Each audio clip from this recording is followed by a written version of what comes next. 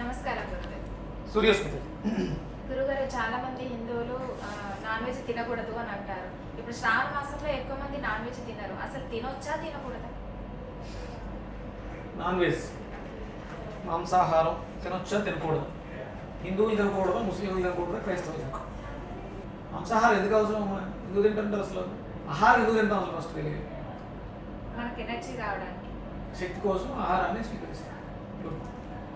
మన దాంట్లో రెండు రకాల ఆహారం ఉంటుంది. ఒకటి వెజిటేరియన్, ఒకటి నాన్ వెజిటేరియన్. అంతే కదా? ఇంకా ఉంటాయి.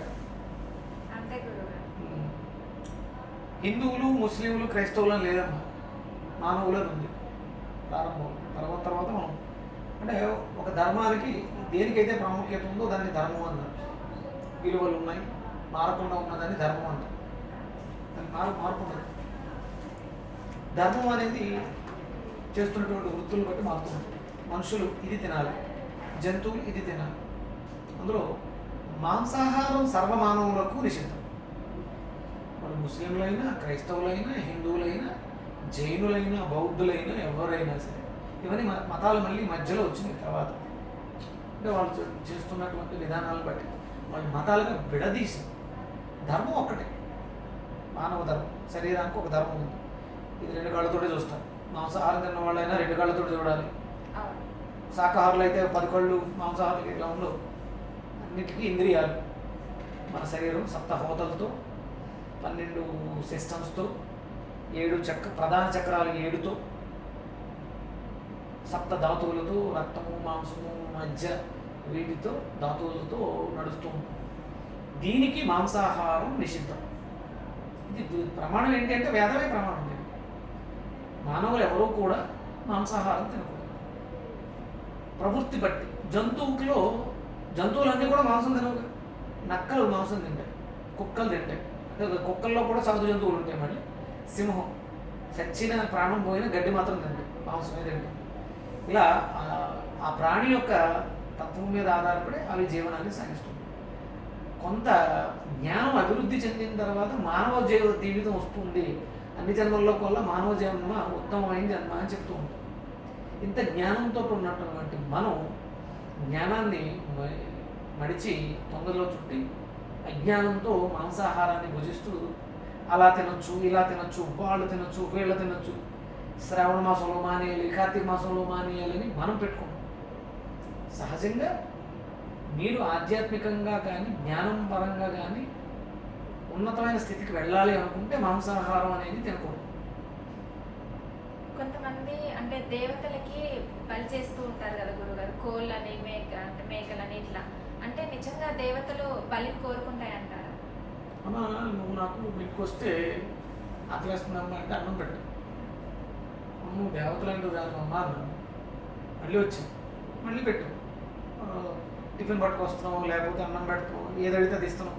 దేవత దేవత దేవత అన్న. కొద్ది రోజులు పోయిన తర్వాత, ఒక 40 రోజులు పోయిన తర్వాత నేను దేవత అంటున్నాను కదా అని చెప్పేసి నీ ప్రాణం నాకు ఇచ్చేయని అడుగుతావు కదా. దైవము అంటే విపరీతమైనటువంటి భావోద్వేగాలతో మంచి చేసేదాన్ని దైవం అన్నాం. ఒక కోడినో మేకనో బలి ఎందుకు అడుగుద్దాం ఆవిడ? మనకి జూబ్లీ హిల్స్లో పెద్దమ్మ తల్లి కొండగట్టు ఇక్కడ ఇలా చోట బలిస్తుంది. ఏ దేవత కూడా బలి అడగదు. మనం తినడం కోసం. పోనీ ఇప్పుడు పెద్దమ్మ తల్లికి బలి ఇచ్చాం. అక్కడ ఓ మేకని అట్టుకెళ్ళి కోసాం. అక్కడ వదిలేసి వస్తున్నావా? ఏం చేస్తాం? ఇంటికి తీసుకొచ్చి తినేస్తాం. పేరేమో ఆవిడది.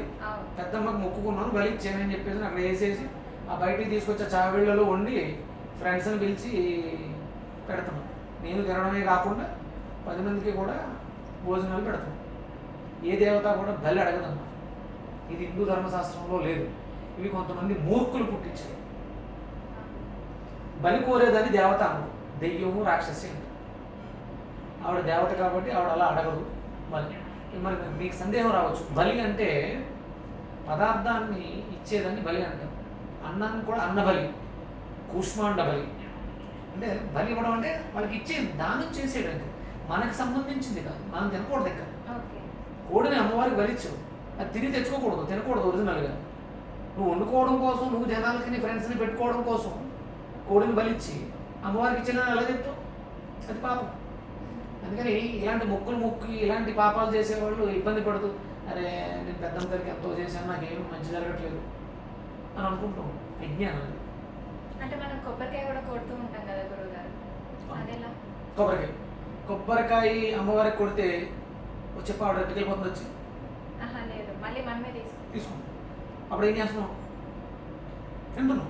అవును. అది బలిపట్లే. కొబ్బరికాయ కొట్టావు, కొబ్బరికాయ కొట్టి అసలు వదిలేదు కొబ్బరికాయ ఎందుకు కొట్టాలంటే ఆ కొబ్బరికాయని కొట్టి నువ్వు తింటావు కాబట్టి అది నీకు ఆరోగ్యాన్ని ఇస్తుంది కాబట్టి కొట్టమని అన్నారు. కొట్టాల్సినవి చాలా ఉన్నాయి. బూడిద గుమ్మడికాయ, మంచి గుమ్మడికాయ, బూడిద గుమ్మడికాయ గుమ్మం బయట కడతాం, మంచి గుమ్మడికాయ గుమ్మం దగ్గర బ్రోకెన్ చేస్తాం గడపలు దాటేటప్పుడు, గృహప్రవేశం చేసేటప్పుడు అవును. అక్కడ కూడా కొబ్బరికాయ కొడతాం. కానీ దేవుడి దగ్గర కొబ్బరికాయే కొడతాం, గుమ్మడికాయ కొడతాం. కొబ్బరికాయ కొట్టడం వల్ల అది తినడం వల్ల నీలో పాజిటివ్ ఎనర్జీ పెరుగుతుంది. ప్రకృతిలో ఉన్నటువంటి చాలా రకాల పదార్థాలు కొబ్బరి చాలా ఉత్తమమైంది. అందుకని అది భగవంతుడికి నివేదన చేయడం ద్వారా దాంట్లో ఉన్న శక్తి మరింతగా పెరుగుతుంది. దాన్ని ప్రసాదంగా తినడం వల్ల నీకు ఆరోగ్యం చేరుతుంది. నీ బాడీలో బోన్ సిస్టమ్ బాగుంటుంది. ఇప్పుడు బ్లడ్ క్యాన్సర్ ఇలాంటివి ఎందుకు వస్తున్నాయో తెలుసు, నీ బోన్ సిస్టమ్ సరిగా లేక. కొబ్బరికాయ కొట్టే అలవాటు లేదు, ఆ కొట్టిన కొబ్బరికాయని తినే అలవాటు లేదు. దానివల్ల మనకి బోన్ డెలికేట్ అవ్వటం, కాల్షియం డెఫిషియన్సీ రావటం, బ్లడ్ క్యాన్సర్ రావటం దానివల్ల వచ్చింది. ఇవి భగవంతుడికి నివేదన చేస్తే తర్వాత మనం తింటున్నాం కదా, వినాయక చవితి అని చెప్పేసి పళ్ళకి పళ్ళు కడుతున్నాం, ఆ రోజు గారెలు వాటలో వండి పెడుతున్నాం. భగవంతుడు ఏమీ ముట్టుకోవట్లేదు. అవి అక్కడ కాసేపు అలా కూర్చొని మనం ఉచ్చరించే మంత్రాల యొక్క ఫ్రీక్వెన్సీ పదార్థానికి వెళ్ళి అది మరింత శక్తివంతంగా అవుతుంది. దాన్ని తినడం వల్ల మనం ఆరోగ్యవంతులం అవుతాం. ఇక్కడ మీరు అడిగినట్టు కోడిని బలిచ్చేటప్పుడు అది నవ్వుతూ నేను మీకోసం నా జీవితాన్ని త్యాగం చేస్తాను, మీరు నన్ను చంపుతున్నా నాకు ఆనందంగా ఉందని నవ్వుతూ చస్తుందా? గిల గిల గిల గిల కొట్టుకుంటుంది కదా. ఆ పెయిన్, ఆ బాధ దాంట్లో ఉన్నటువంటి ప్రతి కణంలోకి వెళ్తుంది.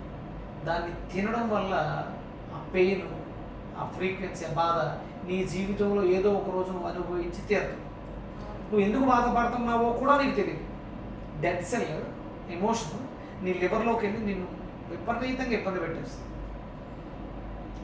ఏ జీవి కూడా నవ్వుతూ నీ కోసం జీవితాన్ని త్యాగం చేయట్లేదు, మేక కానీ కోడె కానీ ఏది కూడా. అందుకని భగవంతుడి పేరుతో బలులు ఇచ్చి ఆహారాన్ని పాడు చేయకండి.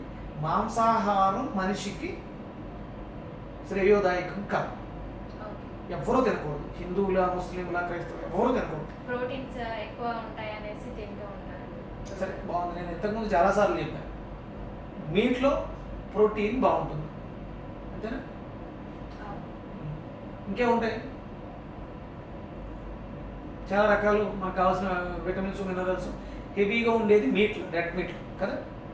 మరి కోడికి అంత ప్రోటీను, అంత విటమిన్స్, మినరల్స్ ఎక్కడి నుంచి వచ్చినాయి? ఏం తిందే?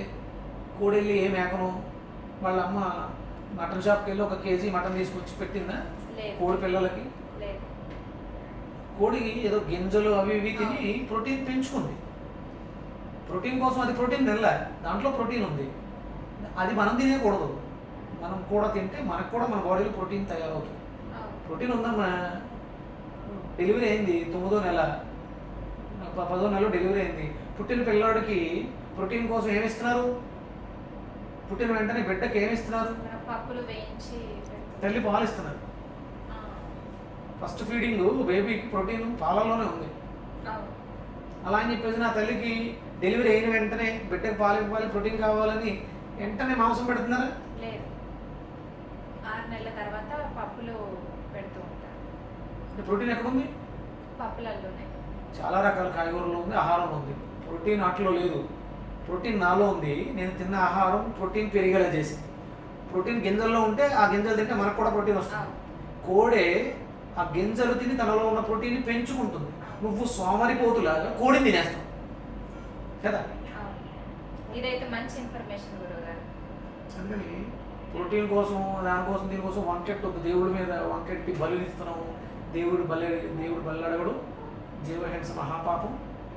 దాన్ని పక్కన పెడితే మాంసాహారం మానవులకి విరుద్ధ స్వభావం కలిగినటువంటి ఆహారం. సాత్విక ఆహారం, ఆకుకూరలు, కాయగూరలు తింటే ఆరోగ్యంగా ఉంటారు, ఆనందంగా, సుఖంగా, సంతోషంగా ఉంటారు.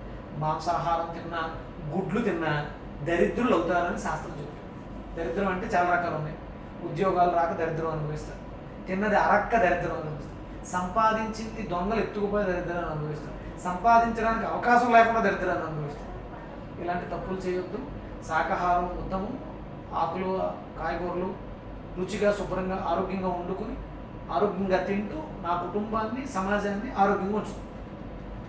ఓకే గురుగారు, మంచి వివరణ అందించారు. ధన్యవాదాలు. సూర్యోస్మితం.